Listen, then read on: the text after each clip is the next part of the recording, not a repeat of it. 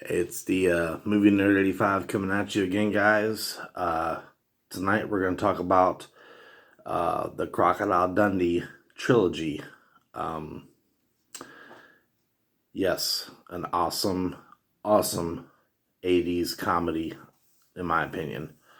Um, we all know the famous line from the Terminator, I'll be back. Well, in this particular movie, for those of you who've seen it, you know the scene. I love it in part one where the thug comes to try and mug him. And she's like, Mick, we gotta give him the money. And he's like, why? And pulls out a switchblade. She goes, he's got a knife. And he goes, that's not a knife. That's a knife. Yeah, I love that scene. That was iconic. One of those films I would have loved to see in theater. Hilarious. Thought it had a great story. For those of you who have not seen it, spoiler alert, you definitely should see it. It's about a guy living in the outback. Never has left the outback. Never has seen, a major city or anything. And he ends up going with a news reporter girl to New York City, the Big Apple, and boy, is his world opened up there.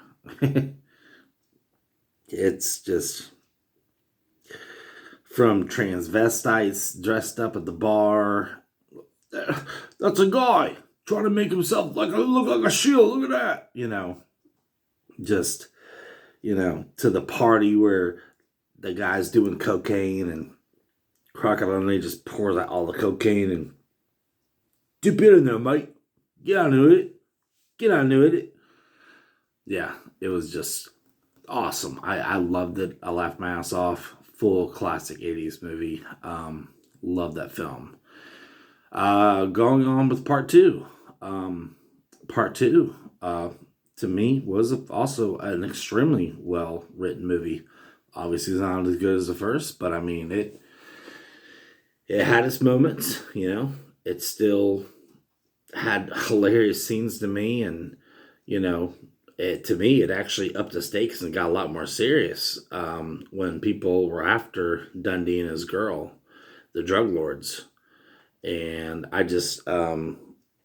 love it when the cops are talking with Mick and his girl in the apartment, and one dude tries to shoot him, sniper through the window, and they all duck down, and Dundee goes, well, maybe you can protect her here, but I know I can take her to a place where I will protect her. Where does he take her? The outback. Why not? To his home. Fuck around there. So, yeah, they go out there to the outback and just him playing those games with them and hiding in the woods, guys. I loved it. I love that movie. A lot of people don't talk about too that much, and to me, I thought it was a very well written movie, and it's definitely got some funny parts to it. I'd have to say probably the scene I laughed the hardest is in the beginning when Sue takes him to like the market, whatever, to look around, and you got this Indian guy blowing his little flute to the little cobra snake coming out of the basket, and Mick just goes up and just breaks its neck. And then the guy looks up and looks around to see he broke his neck. Classic. But no, I love all three Dundee films. I am very glad they made all three. The only one I was able to see in theater was the third one that came out in the early to mid 2000s. I saw it in theater and I laughed my ass off at that one too. And that was a big gap. Part one was in 85, I believe. Part two is in 88.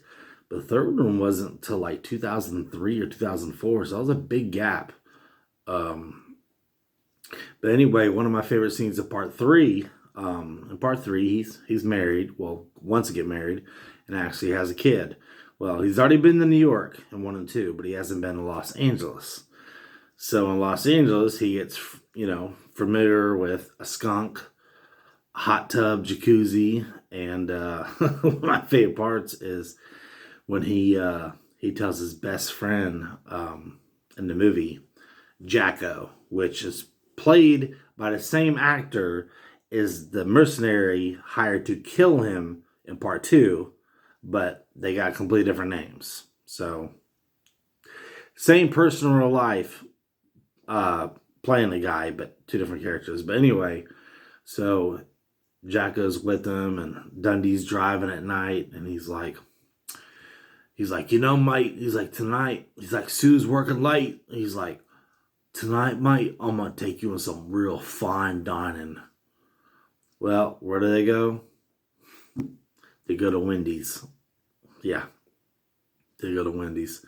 And before they even pull up to the speaker, his friend's like, what's so popular about this place, Mick? And he's like, get this, mate, get this. You scream into the box there. You tell them what you want. You scoff it down. 10 minutes later, you're driving away, scarfing all this food, and ain't nobody seeing you. His friend goes, so you get to have as much food as you want. Order in your car, stuff your face, and ain't nobody see it. Hey, clever buggers. So they pull up to the speaker box, and you hear a girl says, hi, thank you for choosing Wendy's. How may I help you? And he goes, good evening, Wendy. There'll be 4 of us down here tonight. And he just orders a fucking shit ton of food for them. Awesome. Awesome moment. I loved it. I will say I preferably love all 3 films. The first one's my favorite, then the second one, then the third one. But I do love all 3 films. I do. I fucking love Crocodile Dundee. I really do.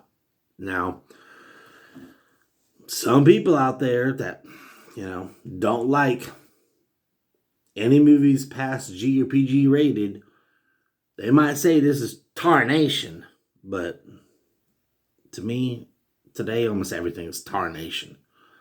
So, in my opinion, it'd be tarnation not to watch this shit.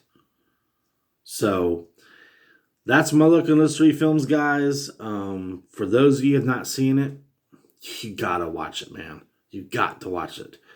And those of you that only seen part 1 or part 2, to watch all 3. Take it from me. Watch all 3.